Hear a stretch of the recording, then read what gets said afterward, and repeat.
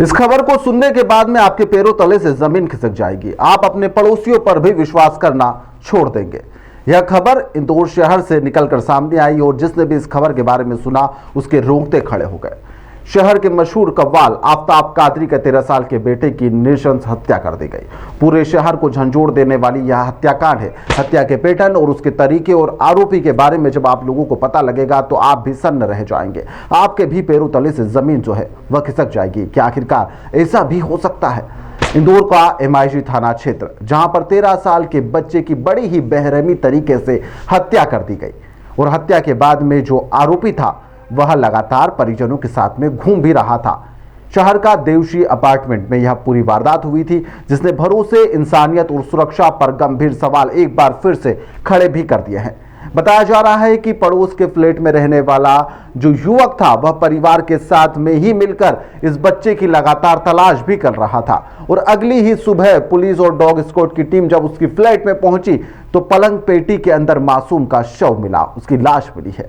बताया जा रहा है कि गुमशुदगी के बाद में देर रात को 13 साल का जो अली कादरी है, उसके पिता आफताब कादरी दुबई वगैरह सब जगह कॉन्सर्ट भी करते रहते हैं, बड़े हैं कव्वाल, और यहाँ पर जो उसके बेटे की गुमशुदगी हो गई थी उन्होंने रिपोर्ट दर्ज करवाई। तभी से यहाँ पर उसकी जो अली की तलाश शुरू कर दी गई थी। अली के गुम होने के बाद में पड़ोस में रहने वाला जो 21 साल का रेहान है वह खुद परिवार के साथ में दिन रात लगा हुआ था और अली को ढूंढ रहा था, नाटक कर रहा था।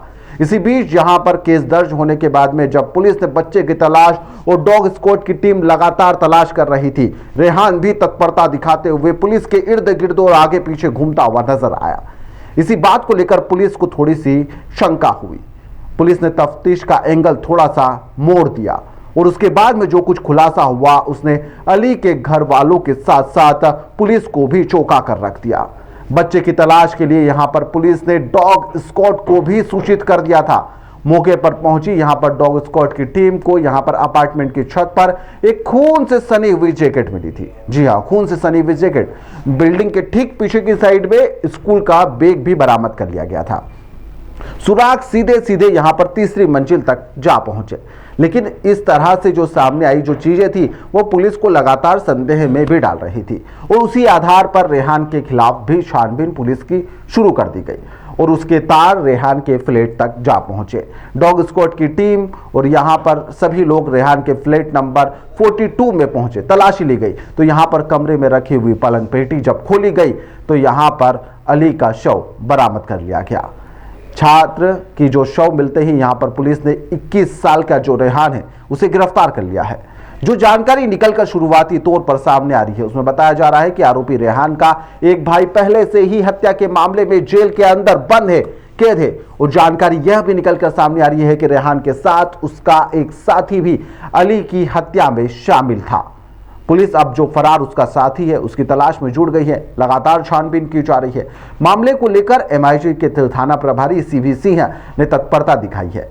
मामला संज्ञान में आते ही बच्चे की तलाश उनके द्वारा बड़ी ही सरगर्मी से की गई। लगातार कई टीमें तैनात की गई और बच्चे की तलाश शुरू कर दी गई थी और इसी दौरान यहां पर उन्हें रेहान पर पहला संदेह भी हुआ।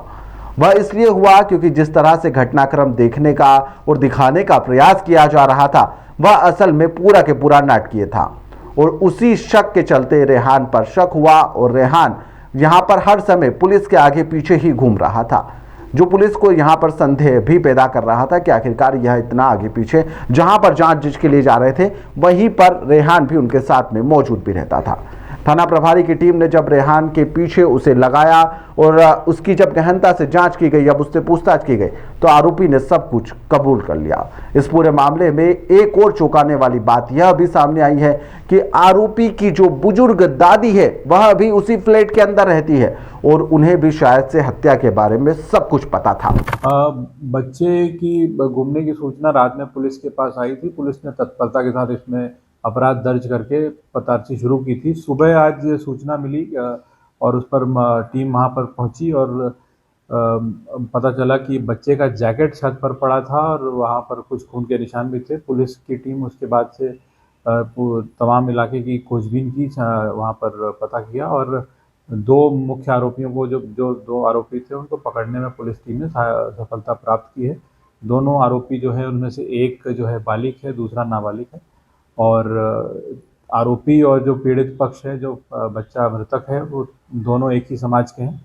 फिलहाल पुलिस ने दोनों आरोपियों को राउंड अप कर लिया है और दोनों से पूछताछ की जा रही है। बच्चा वहीं सामने खेल रहा था और जो मुख्य आरोपी था उसने बच्चे को ले जाकर अपने फ्लैट में ले गया और उसके बाद हत्या करने के बाद उसको अपने घर के अंदर ही संदूक में छुपा कर रखा था बेड के नीचे।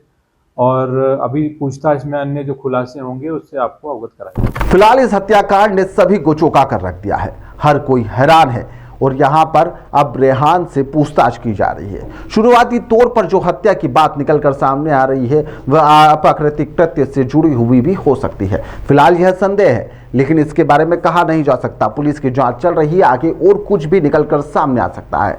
फिलहाल के लिए इस खबर में इतना ही। आप लोग देखते रहिए द लपेटा।